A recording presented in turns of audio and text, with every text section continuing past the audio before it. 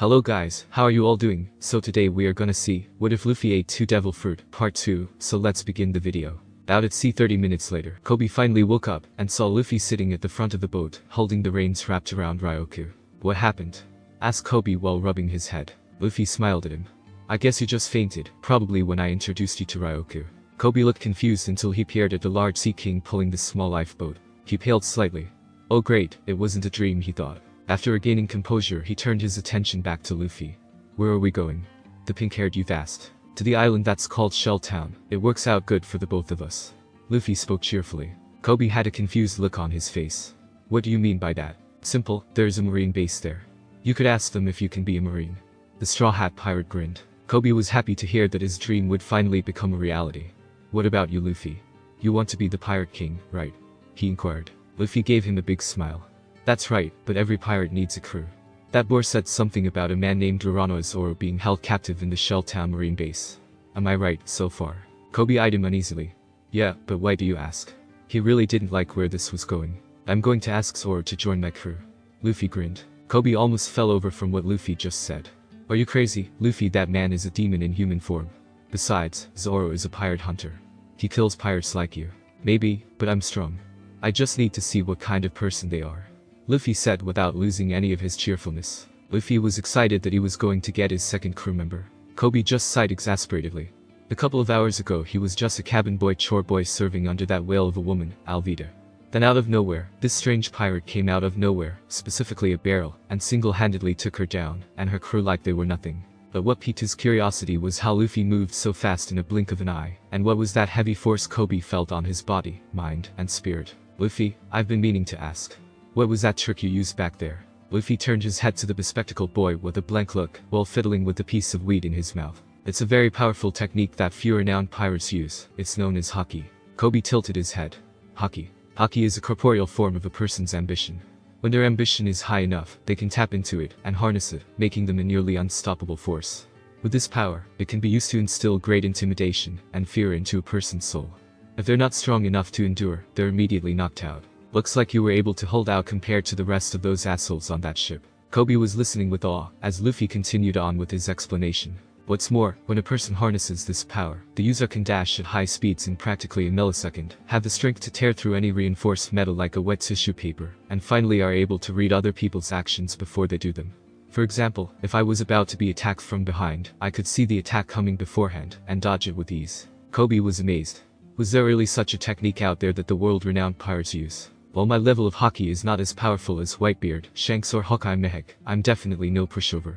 Luffy spoke with the serious tone he used on the pirate back on the ship, causing Koby to freeze in place. He managed to snap out of it. Another thing, how did you come to be on Alvida's ship?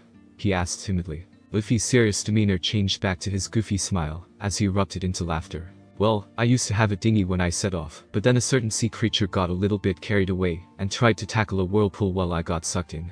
Luffy could hear Ryoku whine apologetically for the third time before continuing. Luckily, I managed to empty out one of my barrels, and hitched a ride. I fell asleep for a while, and then woke up on that boar's pirate ship. And the rest, you know. Koby wondered if joining up with this guy was really a wise choice. Ryoku suddenly howled, grabbing both Luffy and Koby's attention. Luffy took out a small pocket telescope, and peered out into the distance.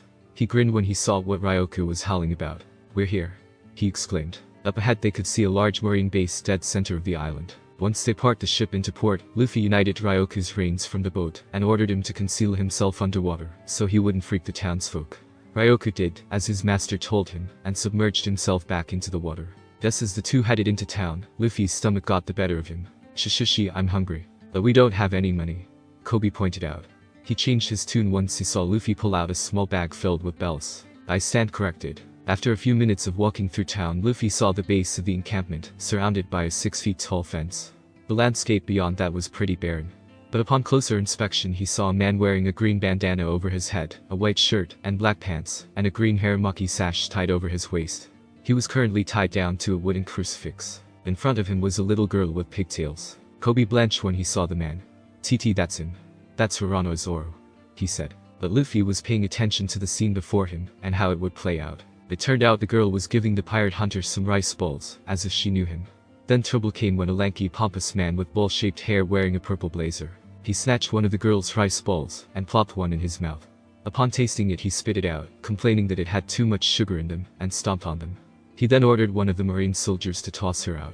The soldier reluctantly did so, and tossed her over the fence like a ball.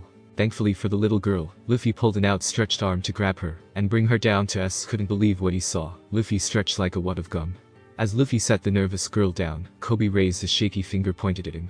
What the hell was that? Luffy simply smiled, and pulled on one of his cheeks, causing it to stretch considerably. I'm a rubber man cause I ate the Gomu Gomu no Mi. Before Koby could speak again he noticed Luffy had disappeared from that spot. He darted from left to right, wondering where he went. His eyes turned to dinner plates when he noticed that Luffy was inside the encampment talking to the tied-up Zoro. Hey there. Are you Zoro? Luffy greeted. Zoro tilted his head up so his fierce gaze could see who was talking to him. It turned out that it was not a marine, but a sword-wielding, straw hat-wearing young man. Who the hell are you? He rasped, not wanting to deal with any more bullshit. I'm Luffy, and I'm a pirate, he responded. Whoop-de-doo, I'm looking for people to join my crew, and I heard you are really strong. The pirate hunter glared at him. Get lost. I'm not interested in becoming a pirate. After all, I kill pirates. Why not have a change of venue? Luffy asked. This guy is really starting to piss me off, Zoro thought. Pirates are nothing but cowards that lie, cheat, and steal the first chance they get. Besides, I can't leave, not until my sentence is up. How long will that be? Just 10 more days. Luffy was unresponsive for a moment before Zoro addressed him. Boy, do me a favor, and get me that rice ball on the ground. Luffy did what he was asked, and held it in front of him. You seriously going to eat this? Just shut up, and feed me the rice ball. After eating, and holding down the dirt ball, Zoro turned his attention back to Luffy. Tell that girl thanks for me, will ya? The pirate hunter's eyes widened when he noticed that Luffy was gone. What the hell was that? I must be seeing damn mirages. Barely he ate it. Spoke the cheerful little girl named Rika. Luffy knelt down to her level, and ruffled her hair, all while smiling widely. Yup, ate the whole thing in one bite, and said he was thankful that you made it for him. Rika's eyes sparkled with joy. Luffy, we should probably take her home to parents, said Koby. Luffy nodded, and Rika led them both to a small bar where her mother, Ririka, worked. Afterwards, they both told Luffy and Koby how Zoro had been held prisoner for nearly a month because he saved both the mother and daughter from the captain's son, Helmeppo, by striking his pet wolf. His sentence was due to end 10 days later. Rika cried a little. That's terrible. He's a disgrace to the name of the Marines. Spoke an angry Koby while Luffy's face remained expressionless. Suddenly the same lanky man who had Rika thrown out barged in. Boy, wench. How about a couple of rounds? As he began drinking he confessed out loud how he was going to deal with the pirate hunter. Everyone else in the tavern was too afraid to speak up, lest they suffer the wrath of Captain Morgan. I think I'll execute that Zoro tomorrow, you know, as a joke. He cackled. That statement alone made Luffy get up from his seat and punch the spoiled son square in the jaw. Helmeppo got up, clutching the painful side of his face. How dare you? Do you know who my father is? He screeched. Luffy responded by picking him up by the scruff of his suit and meeting his fierce gaze. I don't care if he's your grandfather. You're despicable for not keeping your end of the bargain. He tossed the weakling out of the bar like a pebble, causing Helmeppo to crash into a wall. The soldiers that came with him were trying to pry him out of said wall. Luffy was still unmoving, but Koby was running around, panicking at Luffy's outburst. This is bad, Luffy. Now he'll tell his father, and have Marines come and kill us. Then once again Luffy disappeared. Back to Zoro's predicament, the heat stroke was about to claim him when Luffy came back to speak to him again. Zoro sighed exasperatedly. You again? Look, I already told you, I'm not joining your crew. Did you know that idiot's son is planning to execute you tomorrow? Luffy asked, not changing his tone. Zoro's eyes widened at this new information. Are you serious, that bastard, he hissed. He looked at Luffy who was grinning like an idiot. What's so damn amusing?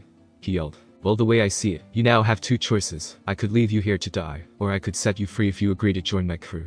Zoro's grimace changed to a grin. That's blackmail. Fine, I'll join your crew. You have my word, as a swordsman. Luffy's grin widened. Alright, but first I need my swords. That bastard Helmeppo took me, and put them somewhere inside the base. Luffy nodded, and shot his outstretched arm to the roof of the base. Gomu Gomu no rocket. Zoro's eyes widened. What the hell is he? He muttered. In the top floor room sat a large man who was the textbook definition of arrogant. He had surgically altered his lower jaw, so he could speak clearly, though it clearly made him look like Frankenstein, and a surgically implanted axe for a right arm that reached up to his elbow where it joined out. He was the corrupt and vicious captain of Shelltown, Axe-Hand Morgan, and he was currently looking out the window, observing what he deemed it to be his greatest achievement. Raising a 20 feet tall statue of him so everyone can see. A few moments later, to the disappointment of his son, Helmeppo barged into his office. Father. There's this little punk that socked me in the face. Later on the top floor, Helmeppo was still complaining, and Morgan's patience was wearing thin. Father, aren't you going to do something? That bastard hit me. Your son, you've never even hit me. He cried indignantly. Do you know why I've never hit you? Morgan asked his offspring. Helmeppo was taken aback. Is it because you love me, your son? No. Helmeppo was knocked back 10 feet, courtesy of his father's left hook. Because you're not worth hitting. You are a disappointment to me, as a son. Tell me, have you even executed that intruder that kept popping in all the time? No, of course not, she's just a little girl. The mortified Helmeppo responded. With a grunt, the menacing captain turned to his second-in-command, Stewie. Really, his name is Stewie. Look up episode 2. You, go into town, and execute that girl, and her family. But the Marine stood defiantly. Sir, I will not. Even if you are ranked higher, you don't deserve to bear the colors of the Marines. His tirade was cut off when Morgan whacked him upside the head with the blunt side of his axe. Count yourself lucky I'm feeling merciful right now. I'll go into town myself later. For now, raise that statue. And don't damage it. But of course no one's perfect. As soon as he was about to strike down an insubordinate, a hand grasped the top of the statue, causing it to creak. Morgan and his men looked at the statue closely, as it began to creak more and more until its midsection split apart, causing the ropes to snap. The resulting crash was heard when the top half of Morgan's immortalization crumbled down to the ground. Whoops. Looks like I stretched too much, said an airborne Luffy before landing in a crowd of jaw-dropped wide-eyed Marines. He rubbed the back of his head bashfully. Goman, my fault. I didn't know there was a statue in the way. My statue, he destroyed my statue. Capture him, and bring to me. I'll kill him myself, yelled the furious naval captain. However, as soon as the soldiers were about to charge when all of a sudden they found themselves unable to move. They looked down to their feet, and were horrified at what they saw. A shadowy, black-like substance covered most of the roof, engulfing every soldier into its nothingness, including Captain Morgan, excluding Helmeppo, who was smart enough or scared enough to sense the danger around him, and luckily found a safe spot the darkness didn't consume. The helmet-haired wimp wondered where the source of this darkness was coming from, until his eyes landed on the source substance. It was coming from the man in the straw hat who punched him, and he was using his outstretched arms, which looked like they were covered in ink, to produce the substance. Luffy grinned, as the Marines were eventually sucked into the black nothingness. Black hole liberation. Suddenly, black smoke began to coat over Luffy, and rise up into a billowing pillar of smoke, thereby regurgitating all of the Marines that were swallowed. However, once they were expunged, you could see that they were battered, bruised, bloodied, and eyes rolled back to their head. Even Morgan, whose axe hand seemed to have been crushed beyond recognition, and so was his metal jaw. Helmeppo couldn't believe that this monster could do such a thing. Once the darkness receded, Luffy turned his frightening gaze to him. So are you going to lead me to where you kept Zoro's swords, or am I gonna have to turn this place upside down? As Koby finished untying Zoro, they saw Luffy come back carrying 3 katana, and an unconscious wimp. Luffy grinned. Welcome to my crew. And some island further along the East Blue, Marshal D. Teach, now known as Blackbeard, had done among the following. 1. Gained great power, and 2. Started a crew with a navigator, a helmsman, and a sniper. During his travels, Teach decided to lay low from Whitebeard's wrath, and shot out of the Grand Line, and into the East Blue. He has spent a year and a half there trying to find a worthy crew. Luckily, he found 3. A large muscular, masked wrestler named Jesus Burgess was the champion of a small wrestling federation. Lafitte was a strange, mime-looking navigator who used to be a renowned police officer, until he succumbed to police brutality, and was fired for it. Van Odger was a mystery to them all, but proved to be an excellent shot by firing a seagull at 100 meters. Now all he needed was a doctor, and a better ship than the raft they were on, and he would once again set sail for the Grand Line again. Captain, we have some unexpected company, said Odger. And sure enough, they spied an enemy pirate ship. Blackbeard pulled out a telescope and peered at the captain of the ship. A large dark-skinned man wearing gold-plated armor halted their approach. "Who dares halt the great Eldrago?" roared the captain. Blackbeard started uninterestedly. This guy was annoying. Eldrago was not one to be patient, so he prepared to strike them down using his devil fruit power. Yellow energy surrounded him, as he let out a mighty roar, resulting in a powerful energy blast aimed at the Blackbeard pirates. Blackbeard, however, looked on with interest at the power that would soon be his. 15 minutes later, a flaming ship sank into the watery depths with few pirates escaping for their lives. Teach smirked his toothless grin, elated at the power he had obtained. The go-go no mi, voice fruit. This power, amplified 5x, would allow Teach to destroy fleets in a single note. It would certainly give him the opportunity to practice his singing. He chuckled at the thought. Yes indeed, Blackbeard had begun his plan, and soon enough, the world government would fall, the new age would be a farce, and the era of Blackbeard would come to fruition. It's probably going to be short, seeing as how Luffy is powerful. After Shelltown, Luffy, and his newly appointed first mate, Urano Zoro, had just liberated Shelltown from the tyranny of Captain Morgan, thus resulting in the remaining naval officers to thank them, but gave them fair warning to get out of town, due to the fact they were pirates. Of course Zoro was a bit unimpressed with the dinghy they had for a ship at first, until he saw what was pulling them, Ryoku. The swordsman was a bit stunned when he saw a tame sea king up close, but Koby explained the reason for Ryoku's presence. Speaking of which, Koby had joined the Marines as a chore boy grunt, but to Koby, being in the Marines was a dream come true, even if Luffy had to beat him to a pulp in order to prove to the lieutenant that the bespectacled boy was not with them. You sure they'll let him join? I mean, they do background checks or something, Zoro pointed out. During his days being tied up, he couldn't help but overhear some trivial matters on how Marines get drafted. Shishishi Dajobu, they'll let him in for sure. Luffy responded cheerfully. Zoro's sweat dropped. You know, compared to the other pirates I've seen, you're a little weird, says the swordsman with green hair, wearing three-piece earrings on his left ear. Luffy smirked. Zoro narrowed his eyes angrily at the Straw Hat Captain. It's a representation of my Santori technique, he yelled. After a few hours of sailing in no particular direction, Zoro spoke up. You even know where we're going? Luffy scratched the side of his face bashfully. I was hoping that you would know, Baka. That's why you're the captain. You have to have some navigational skills in order to travel. How the hell were you able to find Shell Town anyway? He yelled louder. This time his features changed to a more comical sense. His eyes were angry white, and his regular teeth were replaced by shark teeth. I winged it, replied the laid-back captain. Zoro pinched his eyebrows. Just great, I have an idiot for a captain. He cursed inwardly at his misfortune. As Luffy tilted back, now looking up into the blue sky filled with a few clouds. His eye suddenly caught a large pelican flying just above them. Luffy focused on the bird, and his eyes suddenly widened when he focused his vision onto the creature's ankle, a small black band with the symbol of the revolutionaries. Luffy smirked. Tusan. He suddenly remembered what Dragon told him, and Ace when they were in their preteen years. Flashback. Luffy 10 years old, Ace 13 years old. As the boys finished their daily grueling hockey training, Dragon called them both. Ace, Luffy. Come here. He yelled. The brothers went to see Dragon sitting on a boulder while he was supervising their training. Indeed, they had come a long way despite their age, and now was the time to tell them of what to expect. Now that you boys serve the Revolutionary Army, there are a few missions that you both will be required to do. Luffy raised his hand. Yes, Luffy. Are these missions going to get in the way of our goals? Yeah, if it gets in the way of our dreams, you can just forget it. Ace added. Dragon smirked before ruffling the boys' heads. Not to worry, the missions you two will get will be basically simple, since you two are our covert operatives, and they will not get in the way of your dreams. I promised you two I would make them a reality, didn't I? Dragon's smirk vanished, as his tone went serious. However, you two won't get that many, because you two are only operatives in secret that only I, Ivankov, and Inazuma know about. That said, I expect you two to succeed, otherwise it could set back our plans. He warned. Luffy and Ace grinned as they each pumped an arm. Don't worry, Tusan. We'll make sure that we'll get strong to complete our missions. No, Ace. We're not ones to fail. Dragon's smirk returned. I know, I'm just making sure that you two know what your enlistment consists of. Ace and Luffy turned their gazes to their wrists, which bore the small mark of the Revolutionary Army. Dragon continued to explain more about their missions. Now, when you both are out at sea, there will be messages that will be handed to you discreetly. Make sure no one sees or knows what you have. Luffy raised his hand again. Yes, Luffy. What about us can we tell them? Dragon went serious again.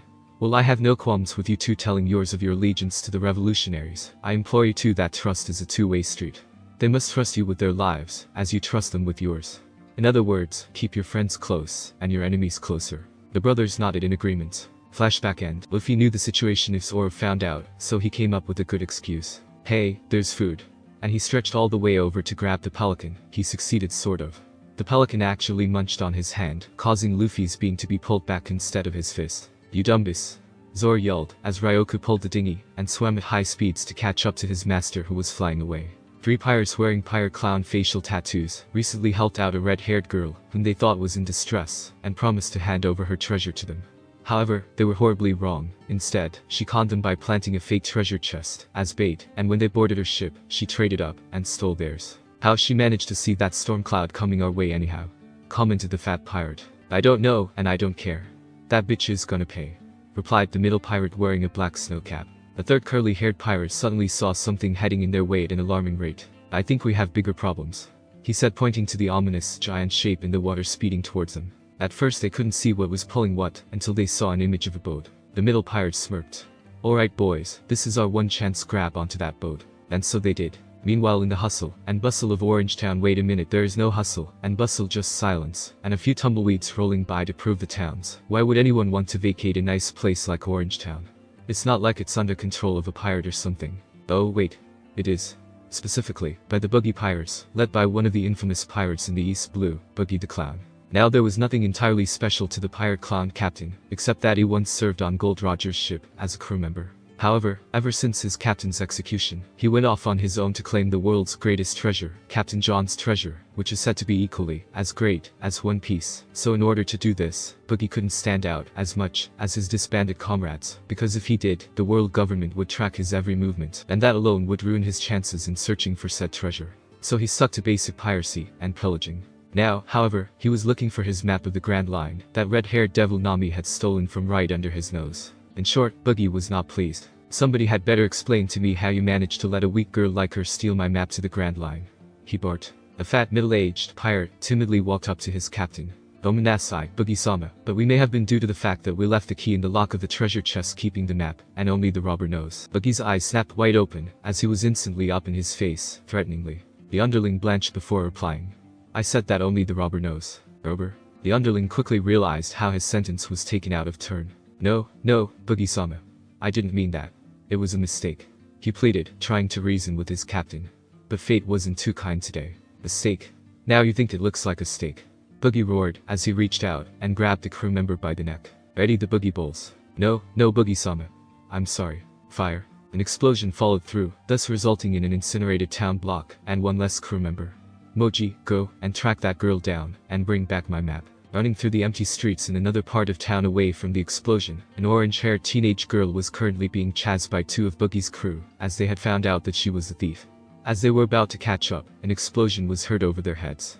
They all stopped their little chase, and looked up to see something falling from the sky. Of course, they couldn't see what it was, as it came crashing down to the ground, due to the effects of Earth's gravity.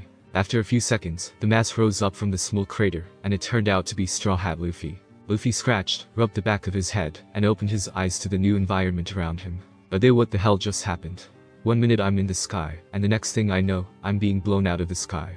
The red-haired girl suddenly hatched a plan to make her escape easier. Thanks, boss. She shouted out loud enough to bring attention back to her. Ha! The four clueless men echoed. She didn't bother standing to replay. She took off running, and yelled back.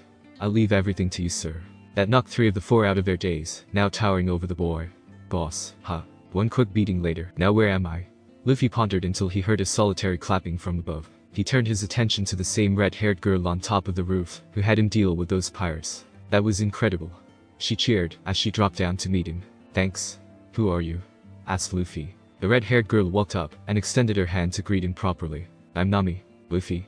He greeted back. Now was the time to put a bit of her charm on me. You're pretty strong.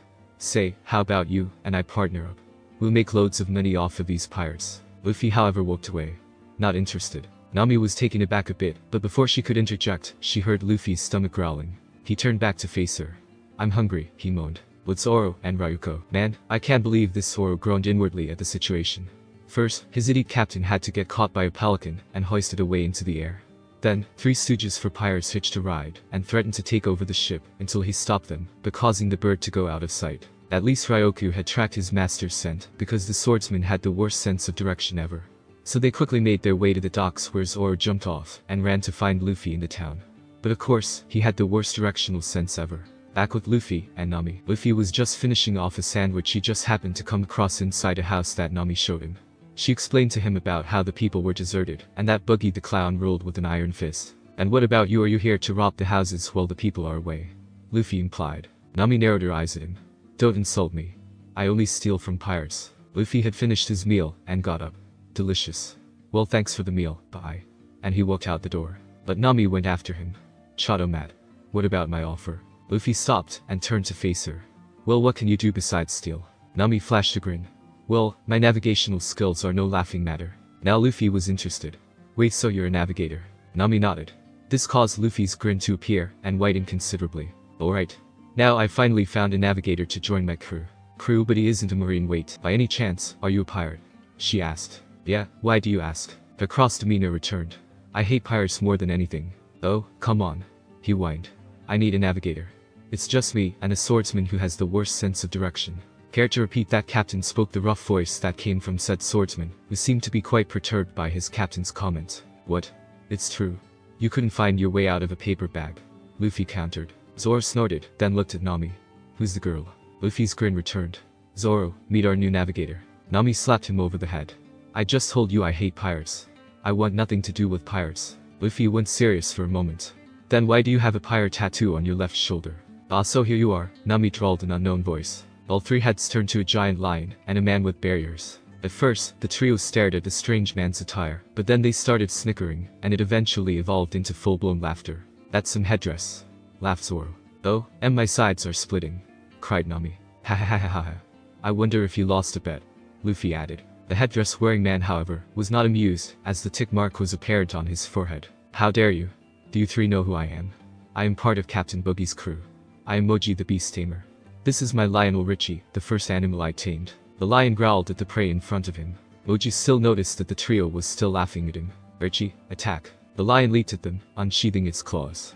Luffy saw it coming, however, and in an instant, he sought the lion on the right side of its maw with a single punch, causing the massive creature to fly and crash through a few buildings. Moji's eyes bulged out of his skull as snot was dripping out of his nose.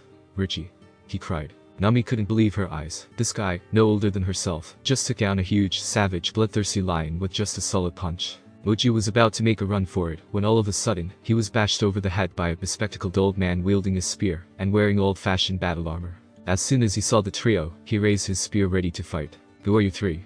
Are you with Buggy the Clown? He demanded. Nope, but we are pirates. Luffy replied calmly. Don't lump me in with you two, Nami yelled. Then the mayor ranted about how pirates have been taking control of his precious village and people, and proclaimed that he was going to do something about this, and stormed off in the northern direction of the town. Luffy and Zoro decided to follow him. Nami berated herself for following shortly, but probably she wanted to save the mayor from getting killed. But before Luffy forgot, he picked up the unconscious form of Moji by the scruff of his neck, swung him around, and tossed him sky high into the direction the mayor went. What did you do that for? Zoro asked. Luffy grinned. Message delivery. Later, they reached the town square where the mayor was being lifted off the ground, being strangled by a disembodied hand. You're a monster, the mayor cried while being choked. Buggy merely laughed. I ate the bar no mi chop fruit. I'm a split man. Blades have no effect on me. Buggy had not noticed their presence yet until Luffy grabbed the hand that grabbed the mayor. Who the hell are you? The pirate clown was cut off, as he noticed something was off. His hand was spewing out blood, as well as the stump he detached it from. Then Buggy began to feel an immense amount of pain from said stump. Buggy hunched over in pain. Captain Buggy. His men cried, as they ran towards their wounded captain, but they were dumbfounded, as to how this could happen to a split man. Then something small hit the platform. It was his hand. As the wounds were healed, so was Buggy's power, so he was able to reattach his hands seamlessly. He was a little pale from the blood loss, but was still able to stand on his own. He glared at the boy with the straw hat. What kind of power is that? Why don't you come down here and find out? Big nose. Luffy taunted. Nami gaped at him. Are you trying to get us killed? That's what Buggy hissed under his breath. Load the buggy bowl. Soon enough, there was a large cannon pointed downward at the Luffy, Zoro, Nami, and the mayor. Fire. And with a loud boom, a red cannonball with the clown Jolly Roger was fired, and heading their way at high speed. It would have hit the target if it weren't for Luffy's fruit power. Black hole. And sure enough, the same inky black darkness outlined Luffy's arms, as he summoned a large, smoke-like vortex out of his left hand, in the way of the buggy ball's path. As a result, the buggy ball was swallowed whole by the darkness. The silence fell through the opposing teams. Buggy's crew, as well as the captain himself, had their jaws dropped to the floor, and eyes bulged out of their skulls. Nami and the mayor couldn't blink after witnessing what just happened. Zoro merely raised an eyebrow. So he was responsible for the black smoke back at Shell Town, he thought. Luffy gave a dark grin, as his hat overshadowed his eyes. I have the powers of Yami Yami no Mi. I'm a dark man. My power is a Loja type which controls the power of a black hole and its destructive gravity. I can absorb anything into my darkness and repel it. Buggy registered what he just said. With the same arm, Luffy summoned the same black vortex from before and lifted it to the pirate crew in front of him. Liberation. Instantly the same buggy ball from before was shot out, this time at an accelerating rate. A large explosion followed soon after, and the building that was claimed by the buggy pirates had fallen, and was reduced to rubble. Luffy's darkness rescinded, as he grinned. Well, that takes care of that. But sadly, he was wrong, as he soon heard a rustling in the rubble, and Buggy emerged from it, with a few scorch marks, and carrying a few loaded bags of treasure. Beside him was some guy on a unicycle.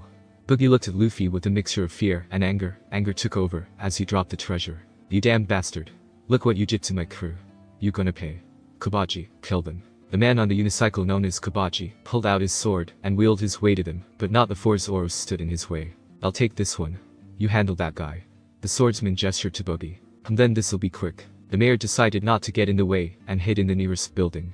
Nami, on the other hand, took this opportunity to steal Buggy's treasure while the fights were going on. Zoro made quick work of the acrobat on wheels, commenting that if he had been seriously injured, it would be more of a challenge. Buggy prepared to split up again until Luffy stopped him. I wouldn't do that, unless you want a repeat of what happened to your hand. What the hell are you talking about? Luffy tilted his head innocently. Oh, did I not mention? My power is of a black hole, which pulls in everything, including devil fruit users observing raising a hand, and aiming it at Buggy, he summoned a small, swirling vortex in the palm of his hand.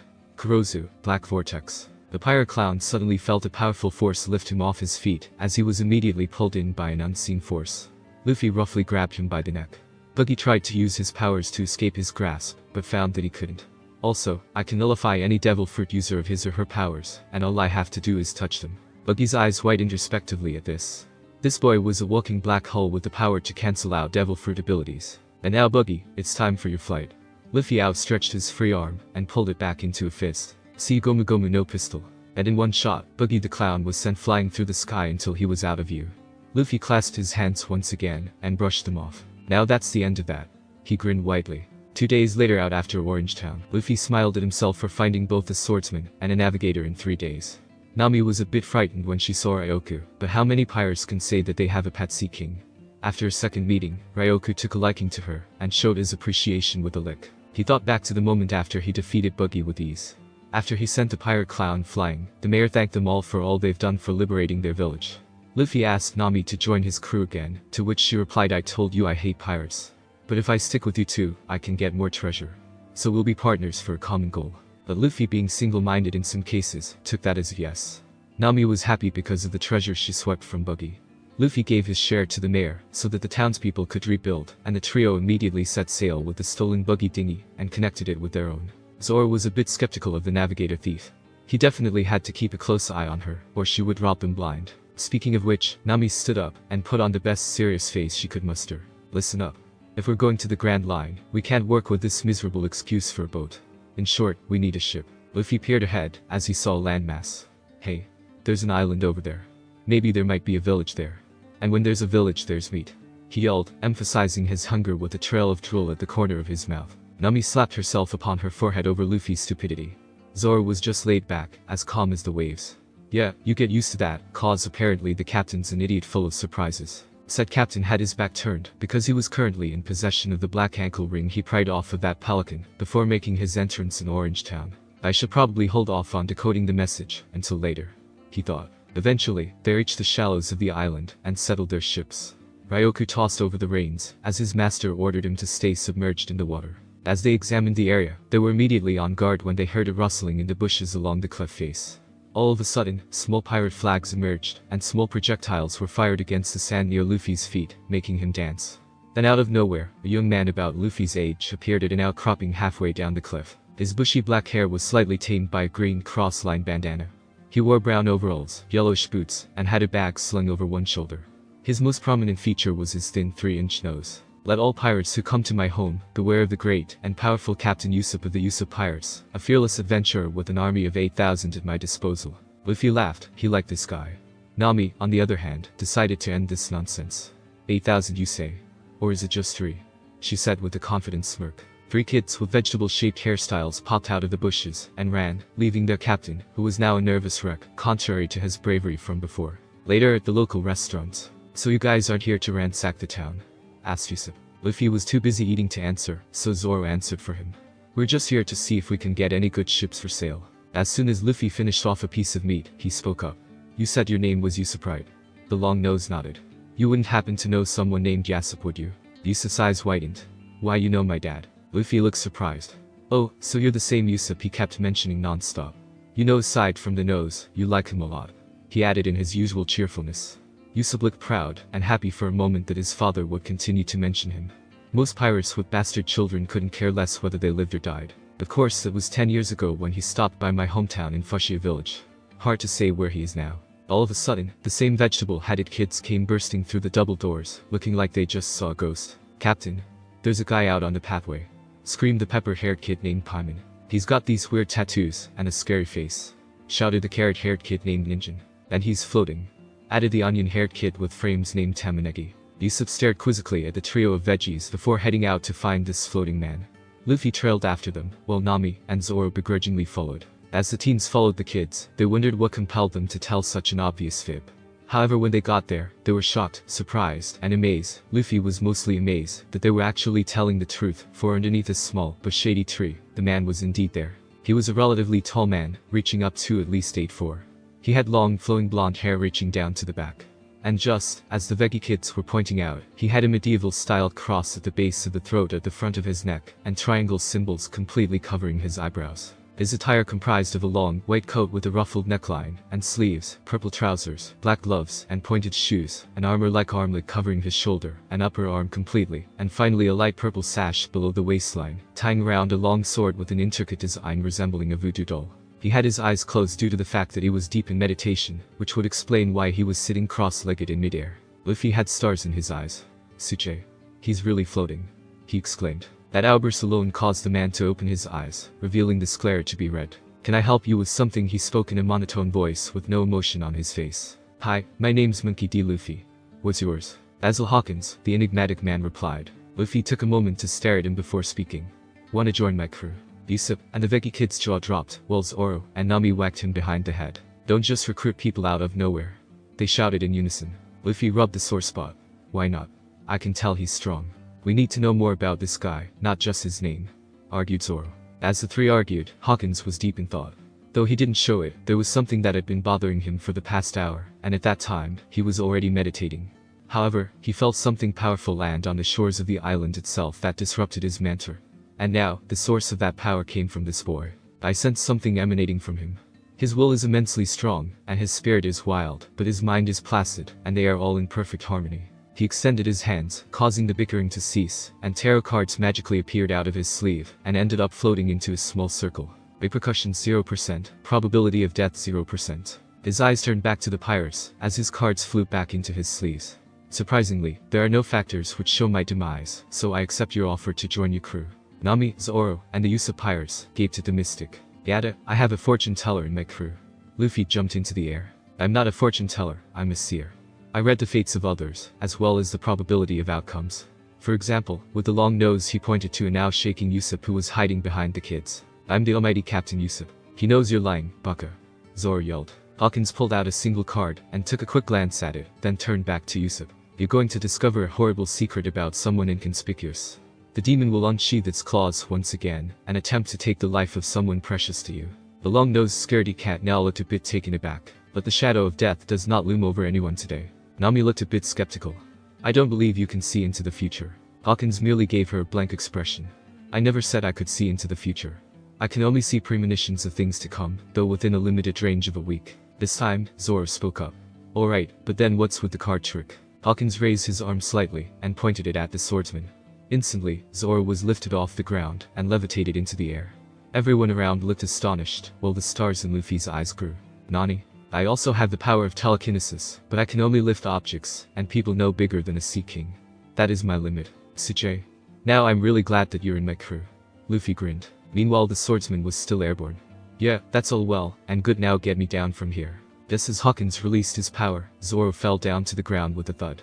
He dusted himself off, and turned to face Usopp. "Look, do you know if we can buy a ship here?" Usopp blinked before answering with a grin. "Oh, that's right, you guys are looking for a ship. I know someone who can help with that." Usopp led the way to a huge gated mansion, the Veggie kids trailing behind him, as well as Luffy, Zoro, Nami, and the newest addition, Basil Hawkins, following closely behind them.